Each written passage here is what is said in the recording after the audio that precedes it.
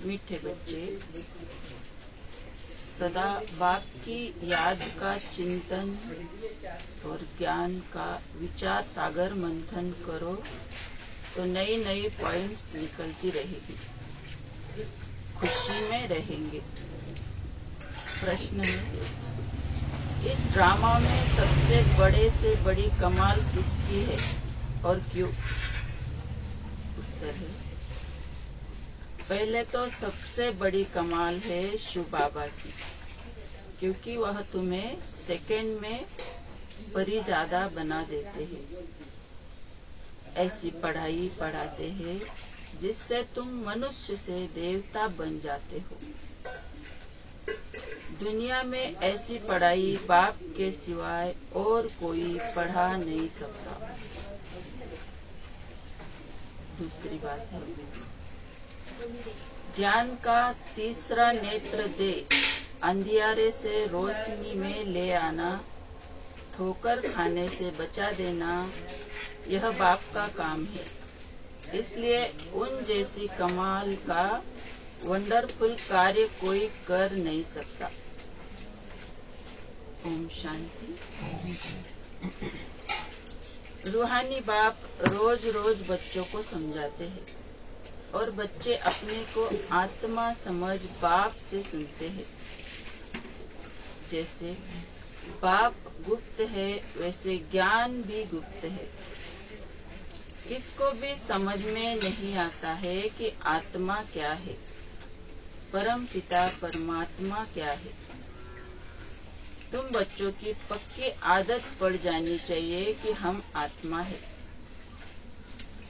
बाप हम आत्माओं को सुनाते हैं, यह बुद्धि से समझना है और एक्ट में आना है। बाकी धंधा आदि तो करना ही है। कोई बुलाएंगे तो जरूर नाम से बुलाएंगे। नाम रूप है तब तो बोल सकते हैं, कुछ भी कर सकते हैं। सिर्फ यह पक्का करना है कि हम आत्मा है। महिमा सारी निराकार की है। अगर साकार में देवताओं की महिमा है तो उनको भी महिमा लायक बाप ने बनाया है। महिमा लायक थे, अब फिर बाप महिमा लायक बना रहे हैं। इसलिए निराकार की ही महिमा। विचार किया जाता है बाप की कितनी महिमा है और कितनी उनकी सर्विस है। वह समर्थ है, वह सब कुछ कर सकते हैं। हम तो बहुत थोड़ी महिमा करते हैं, महिमा तो उनकी बहुत है। मुसलमान लोग भी कहते हैं अल्लाह मियाँ ने ऐसे फरमाया। अब फरमाया किसके आगे? बच्चों के आगे फरमाते हैं जो तुम मनुष्य से देवता बनते हो। अल्लाह मियाँ ने किसके प्रति तो फरमाया होगा ना। तुम बच्चों को ही समझाते हैं जिसका कोई को पता नहीं। अभी तुमको पता पड़ा है, फिर यह नॉलेज ही गुम हो जाएगी।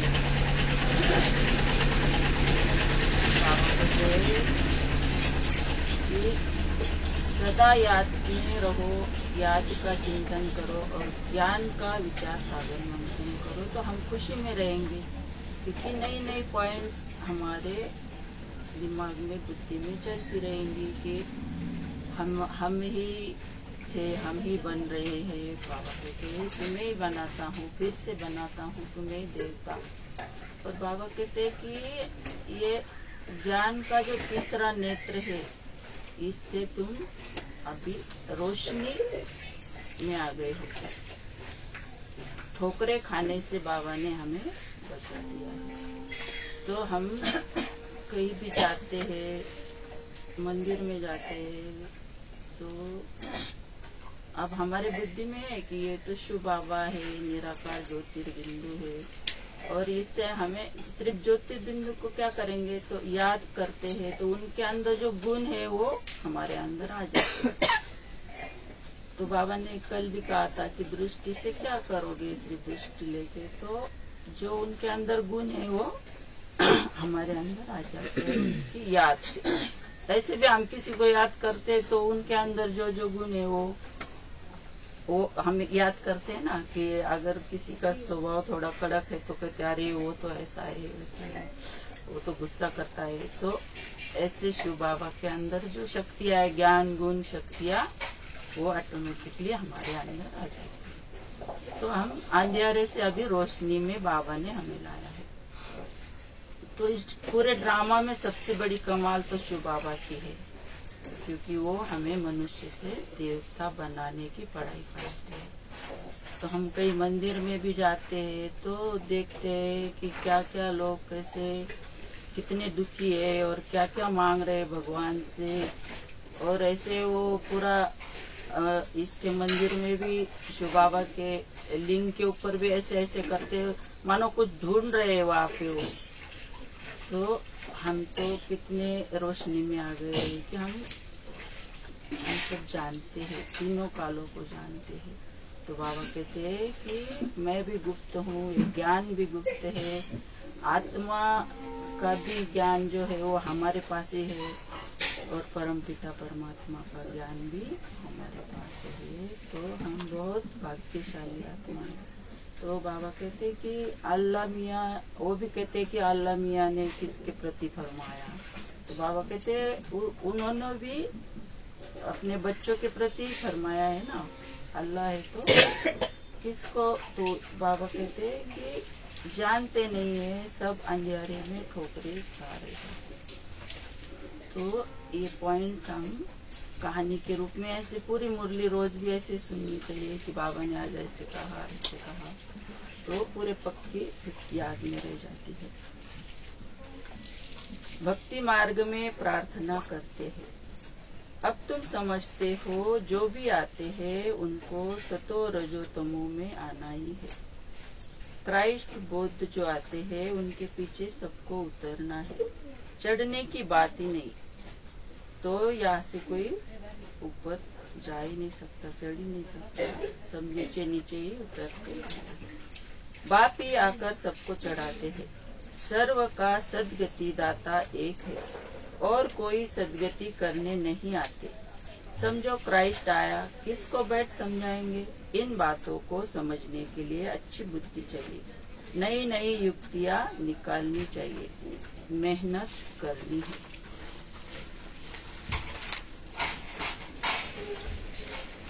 रत्न निकालना है। इसलिए बाबा कहते हैं विचार सागर मंथन करके लिखो, फिर पढ़ो कि क्या क्या मिस हुआ। बाबा का जो पाठ है वह चलता रहेगा।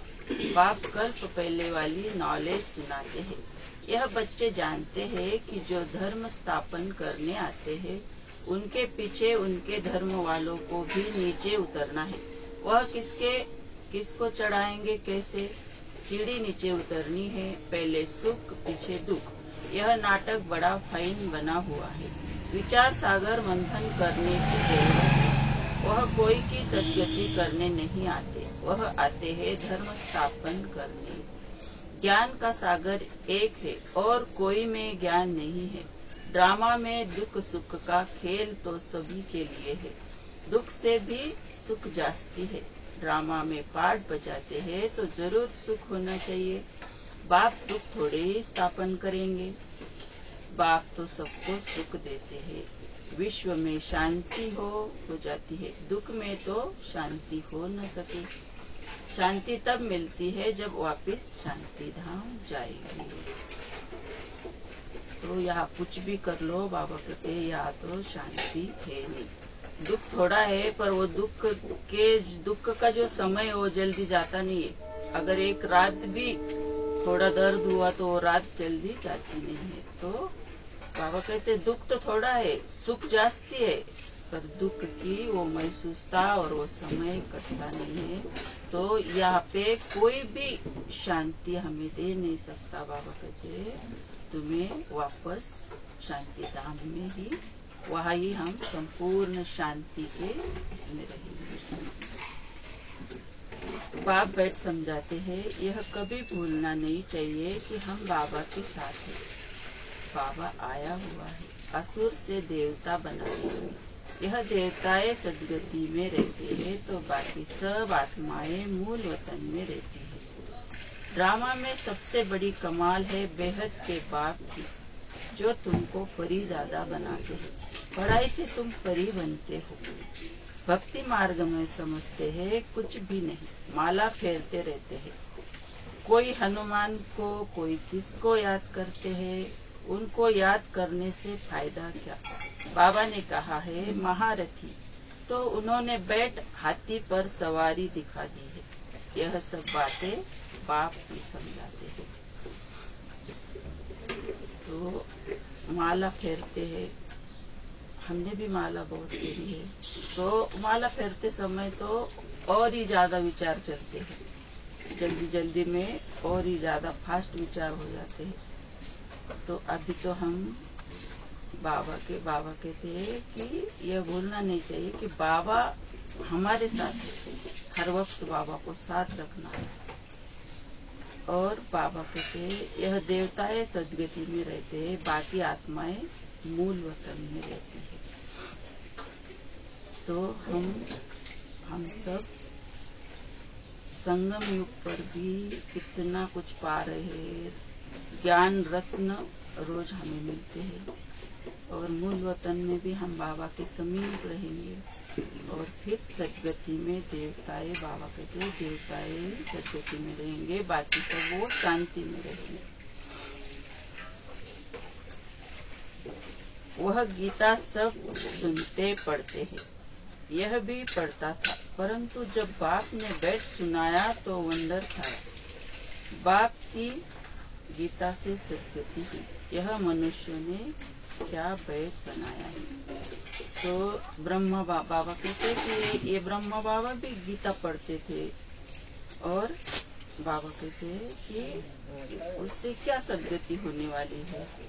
तो मनुष्य ने क्या क्या कहानियां बनाई है। तो बाबा कहते हैं कि हम जो सुनते हैं रोज मुरली, ये सच्ची सच्ची गीता है और इससे हमारी सदगति होती है। कहते हैं अल्लाह मियाँ ने ऐसे कहा, परंतु समझते कुछ भी नहीं। अल्लाह कौन है। देवी देवता धर्म वाले ही भगवान को नहीं जानते हैं, तो जो पीछे आते हैं वह क्या जाने। सर्वशास्त्रमयी शिरोमणि गीता ही रॉन्ग करती है, तो बाकी फिर शास्त्रों में क्या होगा। बाप ने जो हम बच्चों को सुनाया है वह प्रायालोक हो गया। तो बाबा कहते हैं जो देवी देवता धर्म वाले थे वो ही नहीं जानते कि भगवान क्या है, और जो गीता है उसमें ही सब रॉन्ग है। श्री कृष्ण का नाम डाल दिया है बाबा के बदले। तो बाबा कहते हैं कि ये इसमें ही नहीं है, तो फिर बाकी के जो धर्म है उनकी भी क्या उसमें गलती है। बाबा कहते हैं मैं जो ये सुनाता हूँ ये पूरा ज्ञान प्रायालोक हो जाता है। तो अब तुम बाप से सुनकर देवता बन रहे। पुरानी दुनिया का हिसाब तो सबको चुकतू करना है, फिर आत्मा पवित्र बन जाती है। उनका भी कुछ हिसाब किताब होगा तो वह चुकतू होगा। हम ही पहले पहले जाते हैं, फिर पहले पहले आते हैं। बाकी सब सजाए खाके हिसाब किताब चुकतू करेंगे। इन बातों में जास्ती न जाओ। तो कौन हिसाब चुकतू करेगा, कौन क्या करेगा। बाबा कहते वो तो ऑटोमेटिक मशीनरी है, उसमें सब होता रहेगा। जो सब अपने अपने सेक्शन में जाके आत्माएं बैठ जाएंगी। इसमें तुम जास्ती मत जाओ बाबा कहते। पर ये नॉलेज बाबा हमको देते हैं कि ऐसे ऐसे सब होगा। पहले तो निश्चय कराओ कि सबका सदगति दाता बाप है। टीचर गुरु भी वह एक ही बात है, वह है अशरीरी। उस आत्मा में कितना ज्ञान है, ज्ञान का सागर, सुख का सागर है, कितनी उनकी महिमा है। वह भी आत्मा ही आकर शरीर में प्रवेश करती है। शिवाय परम पिता परमात्मा के तो कोई आत्मा की महिमा कर नहीं सकता, और सब शरीरधारियों की महिमा करेंगे।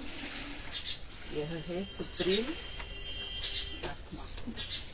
बिगर शरीर आत्मा की महिमा शिवाय एक निराकार बाप के कोई तो नहीं हो सकता।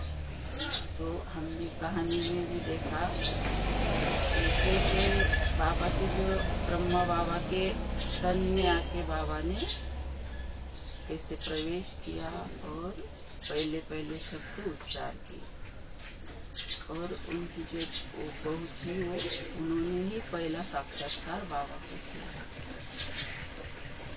तो बाबा कहते हैं कि बिगर शरीर आत्मा की महिमा सिवाय एक निराकार बाप की कोई की हो नहीं सकती। आत्मा में ही ज्ञान के संस्कार है। बाप में कितने ज्ञान के संस्कार है, प्यार का सागर है, ज्ञान का सागर है। क्या यह आत्मा की महिमा है? कोई मनुष्य की यह महिमा हो न सके। तो यह जो मनुष्य है इस पूरी सृष्टि में कोई को हम प्यार का सागर नहीं कह सकते, ज्ञान का सागर नहीं कह सकते। यह तो परम पिता परमात्मा की महिमा है। कोई मनुष्य की यह महिमा हो न सके। श्री कृष्ण सतयुग का पहला नंबर प्रिंस है। बाप ही आकर बच्चों को वर्षा देते हैं, इसलिए उनकी महिमा गाई जाती है। तो भगवान की महिमा है और वही हमारे अंदर शक्तियाँ भरते हैं, और कोई मनुष्य शक्तिवान नहीं है। श्री कृष्ण तो पहली आत्मा है जो प्रिंस बनते हैं। सतयुग की पहले नंबर 1 आत्मा है। भगवान के बाद श्री कृष्ण की ही महिमा है। तो उनकी भी कोई गलती नहीं है, क्योंकि भगवान ने उनके अंदर प्रवेश किया था। तो थोड़ा बहुत तो उनसे वो ले लेते हैं, थोड़ा आनंद ले लेते हैं, पर उतनी शक्तियाँ नहीं आती। बाप कहते हैं, हे बच्चे, तुम कितने बेसमझ बन गए थे, अभी तुम समझदार बनते हो। पहले से ही तैयार होकर राज्य करने। वह तो अकेले आते हैं, फिर बाद में वृद्धि होती है। झाड़ का फाउंडेशन देवी देवता, उनसे फिर 3 ट्यूब निकलती है। फिर छोटे छोटे मठ पंथ आते हैं, वृद्धि होती है, फिर उनकी कुछ महिमा हो जाती है, परंतु फायदा कुछ भी नहीं। सबको नीचे आना ही है। तुम अभी सारी नॉलेज तुम्हें मिल रही है।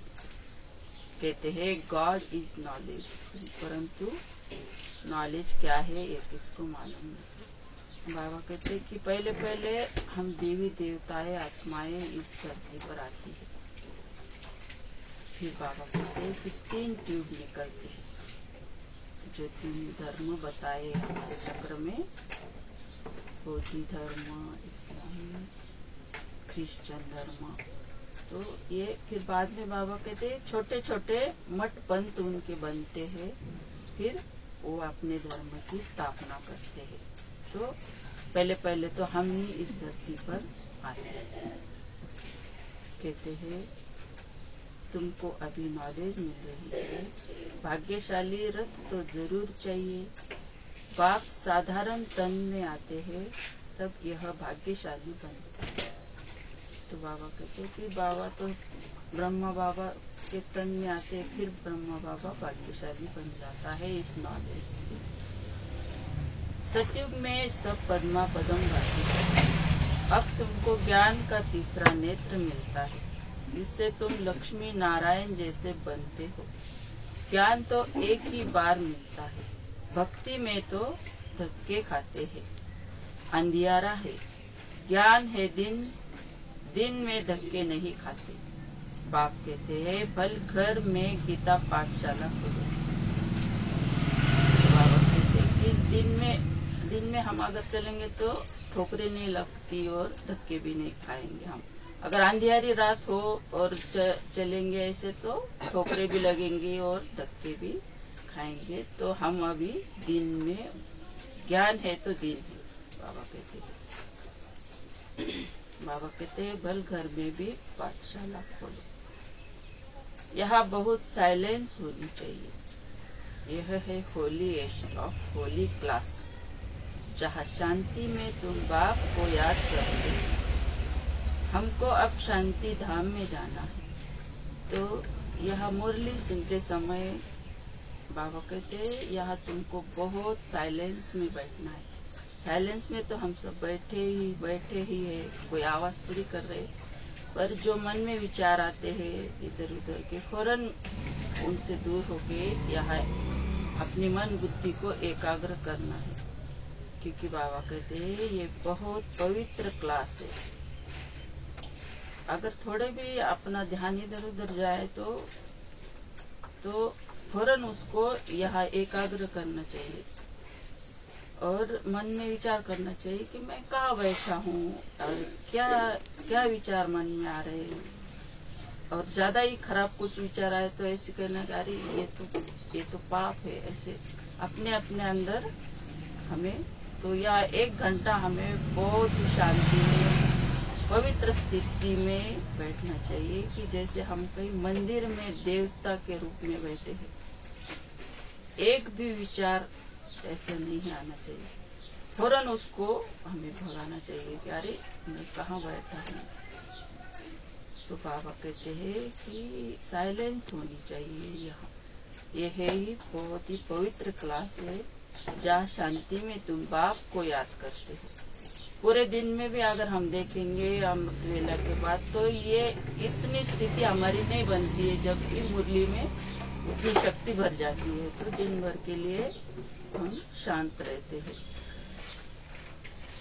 हमको अब शांति धाम में जाना है तो उसकी प्रैक्टिस हमें ज्यादा से ज्यादा यही कर लेनी चाहिए। इसलिए बाप को बहुत प्यार से याद करना है।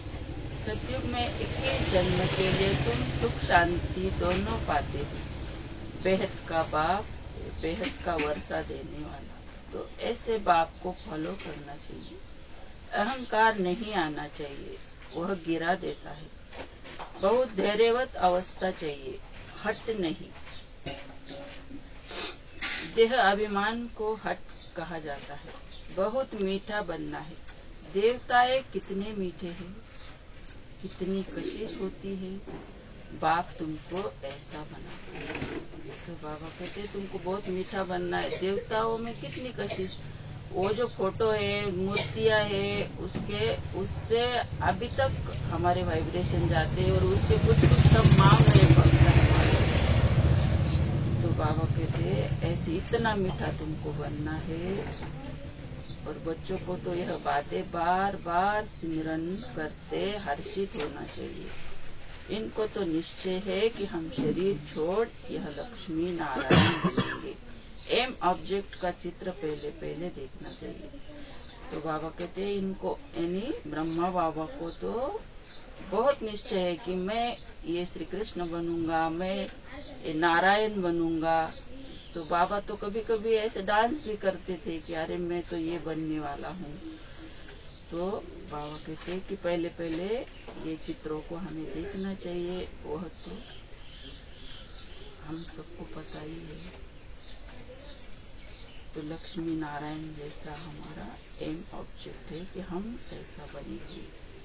वह तो पढ़ाने वाले देहधारी टीचर होते हैं। यहाँ पढ़ाने वाला निराकार बाप है जो आत्माओं को पढ़ाते हैं। यह चिंतन करने से ही खुशी होती है। इनको नशा रहता होगा कि ब्रह्मा सो विष्णु, विष्णु सो ब्रह्मा कैसे बनते हैं। तो ब्रह्मा बाबा को निश्चय है कि मैं ब्रह्मा कैसे बना। भगवान ने उनके अंदर प्रवेश किया तो वो ब्रह्मा कैसे बने, फिर विष्णु कैसे बनेंगे, पूरा चक्र ब्रह्मा बाबा के बुद्धि में है। तो यह वंडरफुल बातें तुम ही सुनकर धारण कर फिर सुनाते हो। बाप तो सबको विश्व का मालिक बनाते हैं, बाकी यह समझ सकते हैं कि राजाई के लायक कौन कौन है, कौन कौन बनेंगे। बाप का फर्ज है बच्चों को ऊंचा उठाना। बाप सबको विश्व का मालिक बनाते हैं। बाप कहते हैं मैं विश्व का मालिक नहीं बनता हूँ। बाप इस मुख द्वारा बैठ नॉलेज सुनाते हैं। आकाशवाणी कहते हैं परंतु अर्थ समझते नहीं। सच्ची आकाशवाणी तो यह है जो बाप ऊपर से आकर इस गौमुख द्वारा सुनाते हैं। इस मुख द्वारा वाणी निकलती है।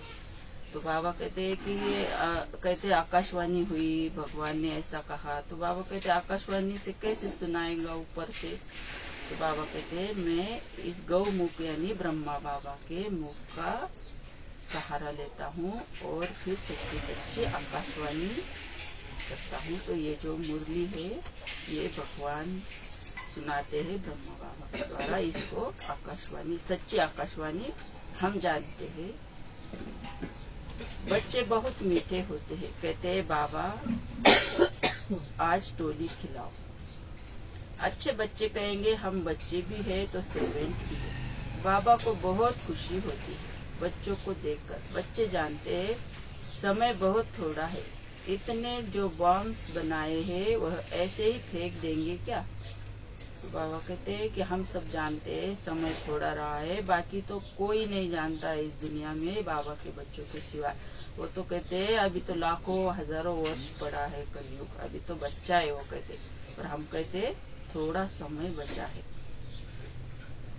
तो बाबा कहते बॉम्ब्स बनाए वैसे थोड़ी फेंकने के लिए बनाए, तो जरूर ये सब तैयारी पूरी हो चुकी है। जो कल्प पहले हुआ था सो फिर भी होगा। समझते हैं विश्व में शांति हो, परंतु ऐसे तो हो न सके। विश्व में शांति तुम स्थापन करते हो।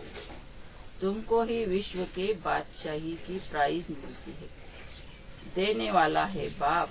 योग बल से तुम विश्व की बादशाही लेते हो। शारीरिक बल से विश्व का विनाश होता है। साइलेंस से तुम विजय पाते हो। तो वो शारीरिक बल से वो सब विनाश करेंगे और हम साइलेंस में विजय प्राप्त करेंगे योग बल से। अच्छा, मीठे मीठे सिटी लगे बच्चों प्रति माता पिता बाप दादा का याद प्यार। रूहानी बाप की रूहानी बच्चों को नमस्ते। हम रूहानी बच्चों की रूहानी बाप दादा को याद प्यार। गुड मॉर्निंग, नमस्ते, वाह वाह वाह, शुक्रिया बाबा शुक्रिया। धारणा के लिए मुख्य सार है अपनी अवस्था बहुत धैर्यवत बनानी है। बाप को फॉलो करना है। किसी भी बात में अहंकार नहीं दिखाना है। देवताओं जैसा मीठा बनना है। सदा हर्षित रहने के लिए ज्ञान का सिमरन करते रहो। विचार सागर मंथन करो। हम भगवान के बच्चे भी है तो सर्वेंट भी है। इसी स्मृति में सेवा पर तत्पर रहो। वरदान है मन मना भव के साथ मध्याजी भव के मंत्र स्वरूप में स्थित रहने वाले महान आत्मा भव। आप बच्चों को मन मना भव के साथ मध्याजी भव का भी वरदान है। अपना स्वर्ग का स्वरूप स्मृति में रहे, इसको कहते हैं मध्याजी भव। जो अपने श्रेष्ठ प्राप्तियों के नशे में रहते हैं वही मध्याजी भव के मंत्र स्वरूप में स्थित रह सकते हैं। जो मध्याजी भव है वह मन मना भव तो होंगे ही। ऐसे बच्चों के हर संकल्प, हर बोल, हर कर्म महान हो जाते हैं। स्मृति स्वरूप बनना माना महान आत्मा भव। तो बाबा कहते हैं कि मन मना भव तो ऑटोमेटिकली हो जाएंगे जब तुम मध्याजी भव यानी अपने सतयुग का जो स्वरूप है हमारा देवताई स्वरूप उसमें रहेंगे तो ऑटोमेटिक मन हमारा शांत रहेगा कि देवताएं कितने मीठे हैं, देवताएं कैसे चलते हैं धीरे, कैसे बोलते हैं, कैसे उनका खान पान होगा, कैसे रहते होंगे। तो बाबा कहते हैं तुम्हारा हर बोल हर कर्म महान हो जाता है, हर संकल्प। तो मनमना भव और मध्याजी भव का वरदान बाबा ने आज हमें दिया। स्लोगन है, खुशी आपका स्पेशल खजाना है, इस खजाने को कभी नहीं छोड़ना। तो कभी भी थोड़ा भी हमें ये हो जाए, दुख की फीलिंग हो, तो खुशी बाबा के तुम्हारा खजाना है, इसको कभी नहीं छोड़ना। तो खुश रहना ही और मनमना भव और मध्याजी भव के रहना है। ओम शांति।